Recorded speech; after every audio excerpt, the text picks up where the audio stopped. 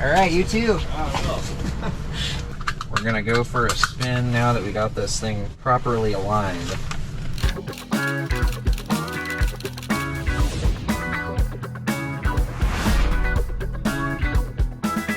Well, that's not bad. No, camber was pretty good. 3/10 positive on the left front and 1/10 on the right front. So that we changed to 0.2 and 0 for camber. So that was actually pretty close.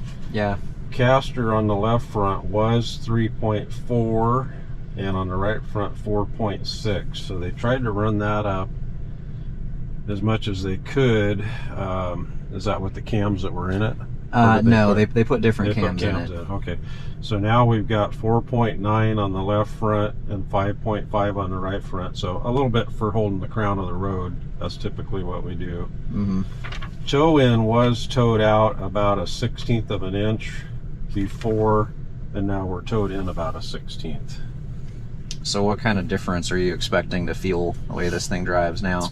Well, with the increase in caster, it should want to track and return better, and then having a little bit of toe in usually helps with a wander too and rut tracking instead of being towed out. Yeah, you definitely noticed the rut tracking in this before, so it'll be interesting to feel the difference there. The rear, we didn't change the rear. It's 0.17 degrees on the thrust angle, which generally anything under 0.25 is considered okay. Yeah. Now on the back of this, I can't remember if I told you, Eric and I were looking, somebody actually added a couple leaves to the back of this. Oh, really? So it's actually got a 13 leaf pack there. So that may explain why it's especially stiff and why it sits so tall, or at least why it sits so tall. I think they're always stiff. So that will kind of throw off, I guess, our understanding of this as like your standard baseline for the rear suspension. So somebody added airbags and some leaves, so maybe they were towing a trailer possibly, or loading that back compartment up real heavy. It's a big rear garage, or not garage, but rear compartment. So that's storage. Yeah, I mean, all the other compartments are kind of tiny on this thing, so I could see somebody really packing that in. Now the other thing I want to look at, so they used 2 degree offset on the left and 2 1/4 on the right. So we could use 2 3/4 offset to actually get more caster out of it. I was looking at the forums, and there's definitely people out there that are saying closer to 6 degrees caster is what you want. You'd only be gaining another like half a degree. Another half a degree. The cams are straight back. Yeah, so half a degree. Are you going to notice that? You'd have to be pretty perceptive to notice a half a degree of caster. I think we may try that. 5 to 6, but I think after we drive this way, at least we'll have them get it back in, because that's why we got this thing, is to test it out. I want to know, what is the best way it can be set up. Should we have gone right for those 2 3/4 offset instead of doing the 2 and the 2 1/4? We'll see. Yeah. But let's take it. Take it for a spin now. Curious if we'll notice any difference with return to center.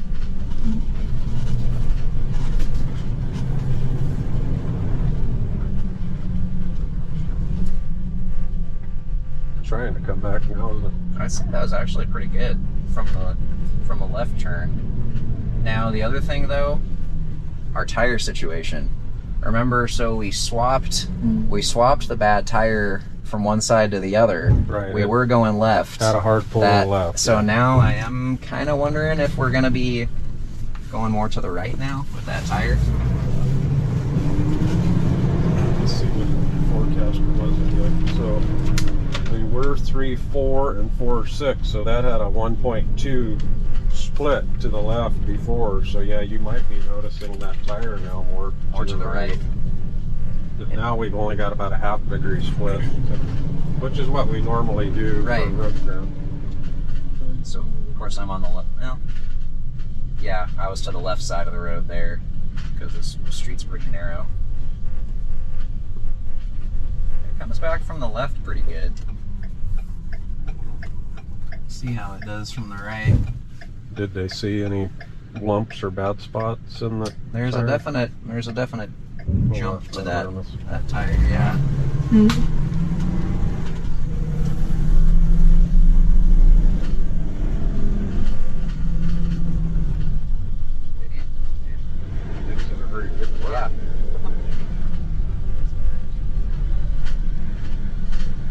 Definitely likes the crown. Got a feeling we're going to be going right now. Yeah. I mean, yeah, you can see that wheel, just how much it that goes to the right. That tire's showing up throwing now. us off, yeah. What brand of tire are you thinking about putting on it? That's a good question. I hadn't planned on doing tires right away on it, but maybe the Michelin. I mean, for those of you watching, let us know in the comments below. What do you think we ought to run? Ride quality, I think with the Michelin's probably going to be your best bet. The biggest complaint we hear is the price with the Michelin. Yeah, so. yeah. We hear good things about the Toyos. Probably could have gone there for price as well as overall performance.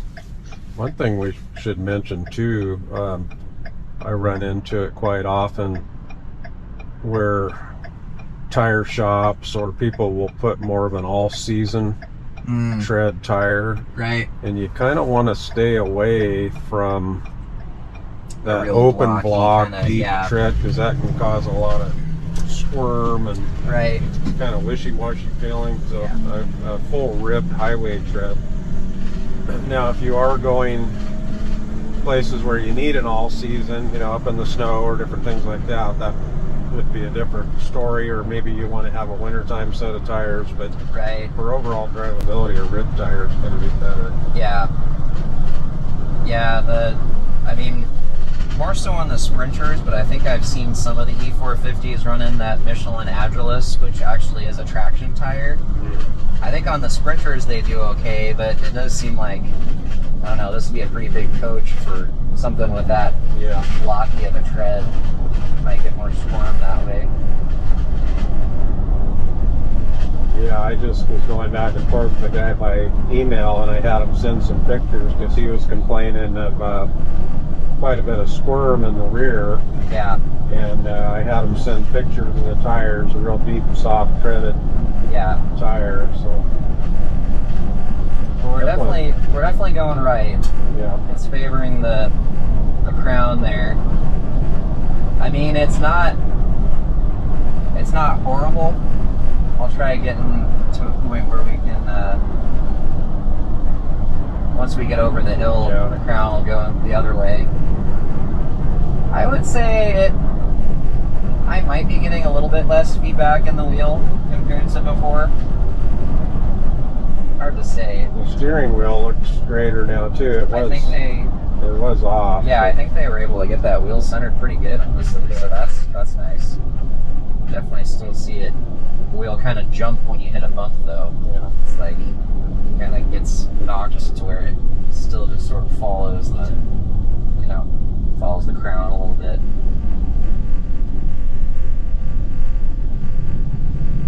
Yeah. I know when I was in the shop doing alignments, radial tire pull was pretty frustrating, you know, because you set everything perfectly, then you go out and drive it and it pulls one way, you swap the tires and it pulls the other way. So so this is a great case in point of that, where the numbers are good. We should be tracking pretty straight, but it's definitely favoring the right. Even here, where I think the crown should be going a little bit left in there, so you got kind of the gutter. I'm in the left lane, but it still is favoring the right. So it just goes to show that, if you've got a pull, may not be alignment, maybe tire, and you may have to take care of the tire issue at the same time as the alignment issue. I do think it feels a little better though, just in terms of just a little bit less. Yeah, it doesn't look like the steering wheel is moving as much. Yeah, we'll see when we get on the more uneven road. Notice any difference in the play in the steering, or you're holding a little tension? So. Yeah, it's hard to say. I think before, funnily enough, when we swapped those tires side to side, that actually made it pretty darn neutral. Right. So that's where I really noticed that play. Now I'm having to just hold a little bit of tension to the left. We're still going right, even in the left lane. We should have a pretty strong crown to the left coming up here. Okay, yeah, now we're starting to track a little straighter.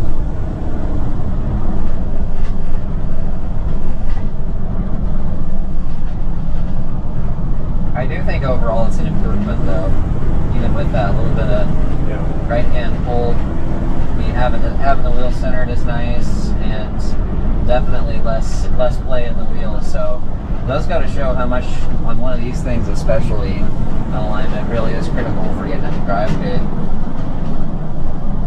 Yeah, when they start pulling like that, and you got that outer roundness, and with the age, it would probably be smart to at least put couple tires on the front. Yeah. You see Matt up there do his lane change. I'd like a pretty good one. Yeah. Oh, yeah, there he goes. Go ahead.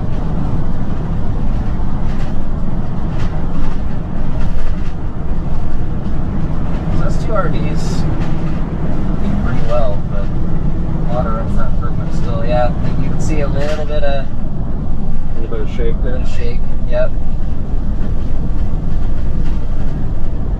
That's that, yeah.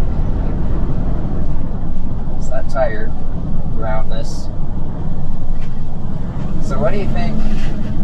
What do you think we ought to do next? We could throw more caster at it, or should we take care of the tires first?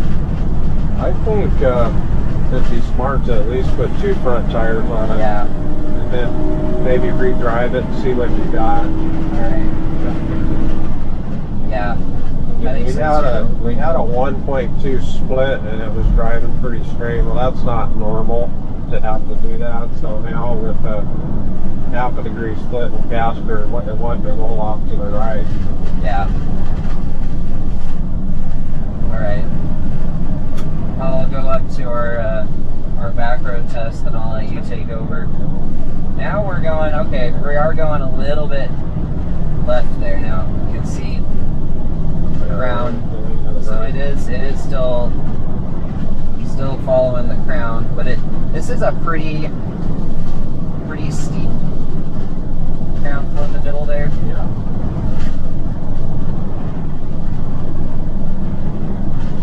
I'm not going to do any lane changes with it because we haven't done anything really to affect that.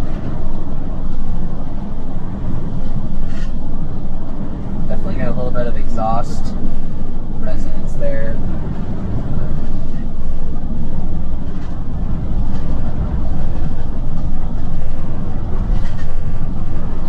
Testing our brakes again here. Just, oh yeah, a little bit of shimmy, shaking the wheel. You don't really feel it in the pedal, but you can see it in the wheel a little bit. So just a little bit on the rotors there.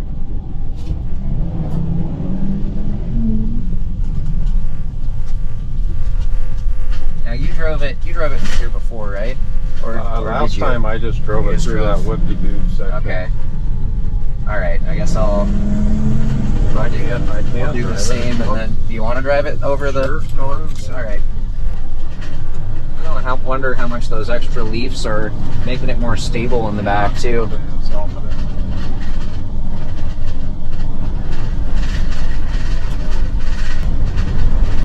This is where you really tend to see some of that. Oh yeah.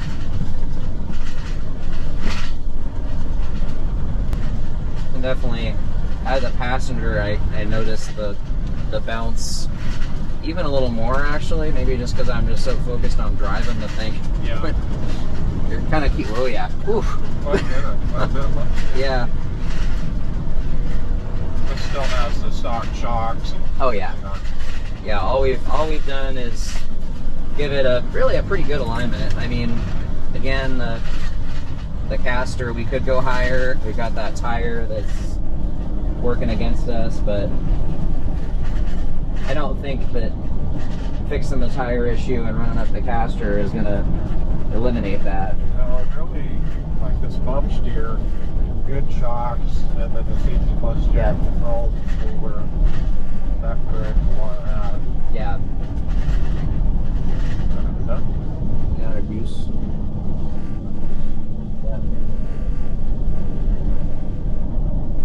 Yeah, with I-beam suspension, a lot of that's kind of inherent. As things are moving, they travel in different arcs. Yeah. Right. Yeah, we're not going to be able to totally eliminate that. It's more just mitigating it, make it more controllable, more enjoyable to drive. What's interesting too on these when you're doing an alignment, remember when you go to set the toe, just the rocking of the tie rods, the toe would change quite a bit. Oh yeah, it changes so easily. Well, yeah, I think we got some footage too of just sitting in it, just the weight of a driver, how much that changes the toe. It's crazy. Just Yeah, that's why it's really important to have downloaded extra travel and get the alignment checked versus being completely empty. Yeah. Have we ever done an alignment with like sandbags in the front seat? We've done over the years. Out of weight. Some of the, remember I used to do a lot of Mercedes years ago, and they specifically called out, a certain amount of weight in each seat, and a certain amount of pressure for toe spread. Yeah, that makes sense. I mean, any independent suspension, you're going to get some change, but that twin I-beam is especially susceptible to that. So this is where you had started driving it the last few times. Interesting. Yeah, see what you think on how it compares. It gets a little better as far as, hanging on to it. Not wanting to wander, but having that little drift to the right now, it's you kind of hold the tension on it too. Yeah, so you kind of don't notice the play as much. Right. And it's kind of borderline right now in terms of that right-hand drift being excessive or not. It's not horrible, but it's enough just to be a bit of a nuisance. And those tires are they need to. You don't want to blow a tire, tear up something. No, they need to go. Yeah, 5 years. I mean, that's a little more on the safe side. Some people say 6. I think Michelin, they say 7, and then up to 10 with regular inspection is what they used to be. Yeah. But we can start getting a pull and a vibration. Yeah, it's time. Yep, right there, every time. Something to let you know when you hit a bump. Yep. Yeah, I think you're right. I think get some good tires on the front at least. We can do that relatively quickly. See how that feels. Then we'll try ramping up the caster a little more. Then we'll see if it's all perfect after that, or if we ought to do some other upgrades to it. So let us know. So what are you guys watching think we should do next in terms of upgrades? Should we even worry about the tires? Should we just go right to throwing upgrades at it? I think we're gonna take care of the tires first, though. Yeah. You always want to prioritize safety stuff. Yeah. Brakes, tires, things like that. Yeah, we got a wheel bearing too. We got to get serviced. We really don't have any maintenance records on this, do we? So we don't No, we got to do some basic stuff like that too. Really notice that. Yep. This section, some coaches, it just gets them in a cycle. Porpoising. Yeah, with this, I think with the wheelbase length, it doesn't quite hit at the right frequency. That longer wheelbase helps. I think this same suspension setup in a shorter coach, we'd be porpoising a lot more there. But you still notice the bounce though. It's more of just a vertical rather than a pitching forward back. Yeah, without the extra weed and the airbag, we'd be getting a lot more side to side. Yeah.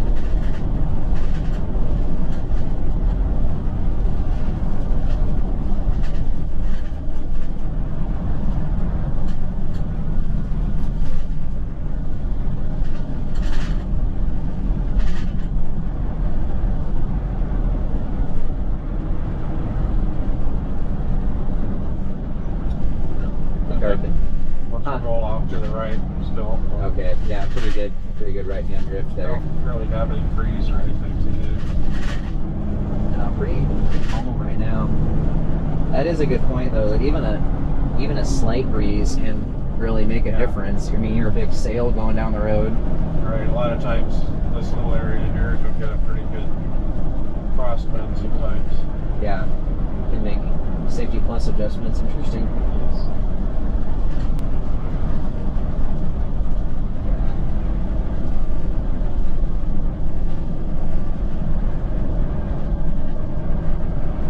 Thanks for driving it. We'll get it back. We'll get some good tires on the front. I'll probably take it for a short drive just to verify we took care of that hole. And then I think we'll get a little more caster out of it and drive it again. We have those bigger kits, or do we have them? I think we got them 2 3/4.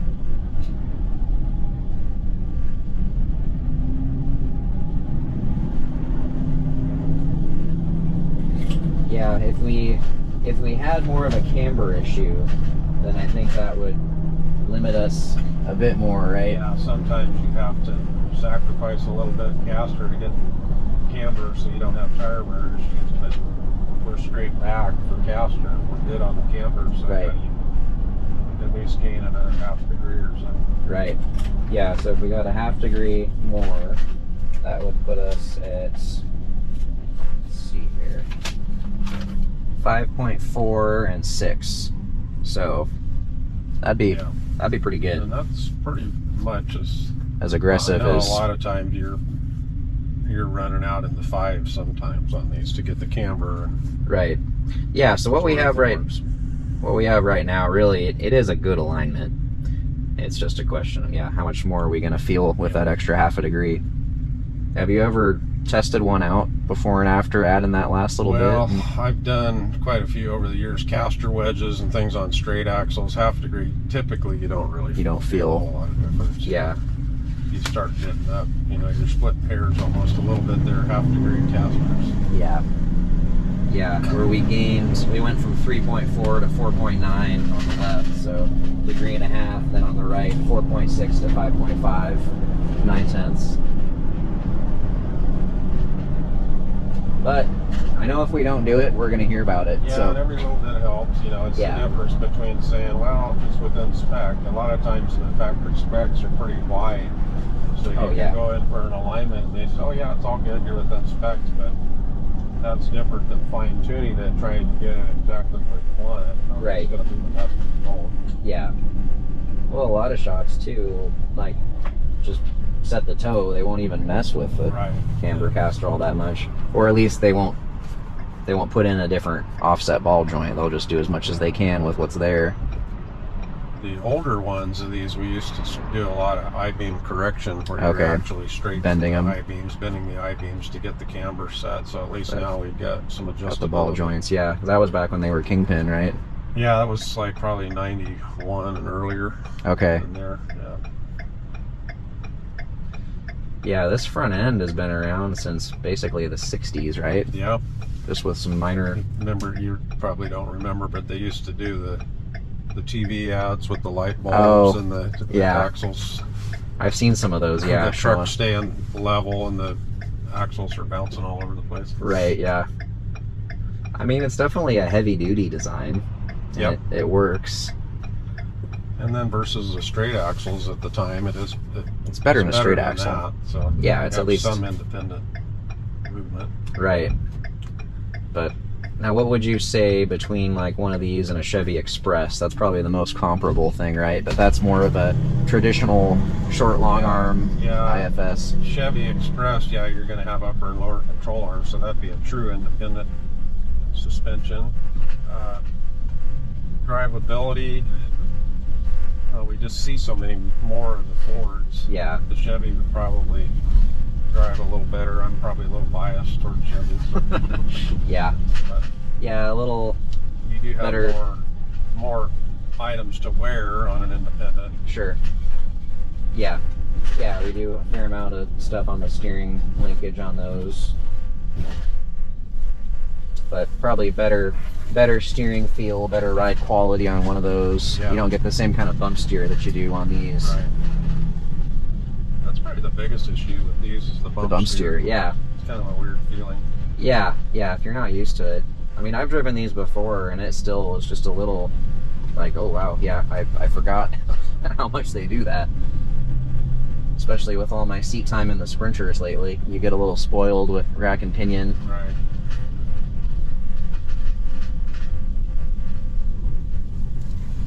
Oh, that's a good project. Oh, got up to that. Yeah.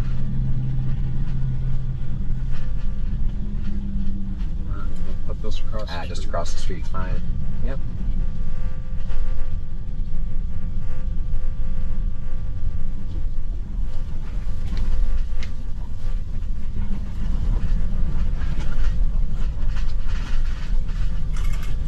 Alright, well, find out about some tires on this thing and then get some more caster.